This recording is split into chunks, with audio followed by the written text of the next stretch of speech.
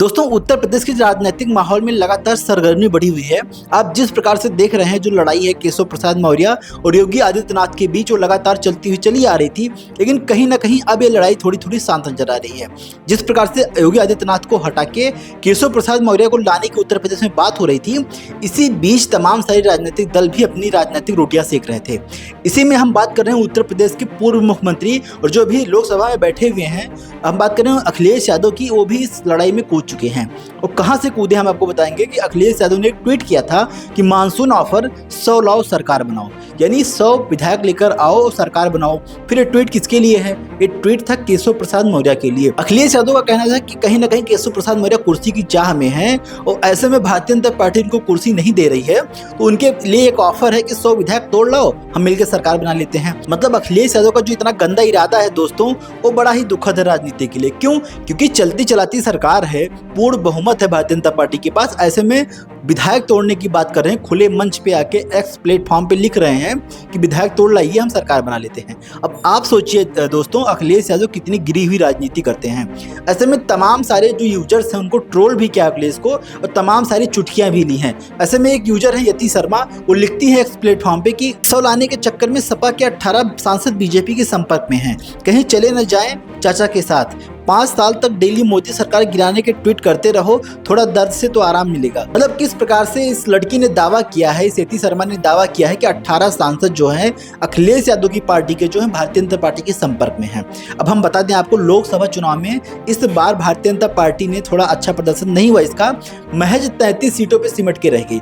वहीं अखिलेश यादव की पार्टी ने 37 सीटों पर जीत दर्ज की और प्रदेश की सबसे बड़ी पार्टी बनकर उभरी। तो ऐसे में यति शर्मा का दावा है कि 18 सांसद 37 में से भारतीय जनता पार्टी के संपर्क में है। कहीं चाचा लेकर निकल गए ना तो आप घंटी बजाते रह जाइएगा। यानी अखिलेश यादव पहले अपने सांसदों को संभाल लें, उसके बाद से ट्वीट करें कि 100 तोड़ लाओ। यही तोड़ जोड़ की राजनीति में अखिलेश यादव फंसे रह जाएंगे और कहीं ना कहीं 18 सांसद इनके निकल गए तो शायद अखिलेश यादव के लिए गड़बड़ हो जाएगा।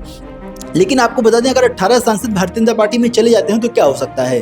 आपको बता दें, अगर 18 सांसद भारतीय जनता पार्टी में जाएंगे तो कहीं ना कहीं 18 सांसदों की जो सदस्यता है वो निरस्त कर दी जाएगी। जो दल बदल नियम कहता है कि उसमें 2/3 से अधिक सदस्य जाने चाहिए, तब वो किसी पार्टी में शामिल हो सकते हैं। यानी 18 सांसद अगर जाएंगे तो कहीं ना कहीं वो संख्या आधे से कम रह जाएगी, तो इससे उनकी सदस्यता चली जाएगी और 18 सीटें उत्तर प्रदेश में खाली हो जाएंगी, जिसपे फिर से उपचुनाव होंगे। तो ऐसे में भारतीय जनता पार्टी के लिए फिर एक से एक बड़ा दांव होगा कि उस पे वो चुनाव करके अपनी जीत दर्ज करा सकती है। तो ऐसे में भारतीय जनता पार्टी के टच में अगर 18 सांसद होते हैं तो अखिलेश के लिए बड़ी बहुत भारी मुश्किलें हो जाएंगी। तो अखिलेश जो जप रहे हैं कि 100 लेकर आओ, हम मानसून ऑफर दे रहे हैं, सरकार बनाएंगे। और ये भी कहा था कि जिस प्रकार से केशव प्रसाद मौर्य बार बार भारतीय जनता पार्टी से अपेक्षा कर रहे हैं कि कुर्सी मिल जाए, लेकिन कुर्सी नहीं दे रही है भारतीय जनता पार्टी, तो केशव प्रसाद मौर्य की अवहेलना हुई। मतलब आप समझ सकते हैं कि अखिलेश यादव किस स्तर की राजनीति करते हैं। लेकिन केशव प्रसाद मौर्य ने एक दिन पहले ही इस पे अखिलेश यादव को करारा जवाब दिया था। कहा था कि अखिलेश यादव, सपा बहादुर अखिलेश यादव, आप समझिए कि जिसके घर शीशे के होते हैं दूसरों पे पत्थर नहीं फेंकते। कि मतलब आपको याद होगा वो वाक्य जब उत्तर प्रदेश के पूर्व मुख्यमंत्री मुलायम सिंह यादव के साथ मंच पे छीना झपटी हुई थी अखिलेश यादव, उनके सुपुत्र जो सपा बहादुर हैं, इन्होंने की थी।